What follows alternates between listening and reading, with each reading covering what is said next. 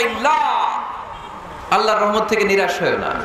ইন্নাহু লা ইয়াইআসু মির রাহিল্লাহি ইল্লাল কওমুল কাফিরুন, কাফের ছাড়া, মুশরিক ছাড়া, নাস্তিক ছাড়া, মুনাফিক ছাড়া কেউ কখনো আল্লাহর রহমত থেকে নিরাশ হয় না। আমরা সব সময় আল্লাহর রহমতের ভিখারি, আমরা সব সময় আল্লাহর রহমতের প্রত্যাশী। আমরা সব পরিস্থিতিতে ভরসা রাখি একজনের উপর, তিনি কে? আল্লাহ। তাহলে এটা হচ্ছে সেন্ট্রাল থিম, যে আমরা হতাশ হব না। Never lose hope, never be frustrated, never be upset. কখনো মন খারাপ করা যাবে না, আমরা আল্লাহর উপর ভরসা রাখি। এটা হচ্ছে কেন্দ্রীয় আলোচ্য বিষয়। এই সূরাটা নাজিলের একটা ব্যাকগ্রাউন্ড আছে।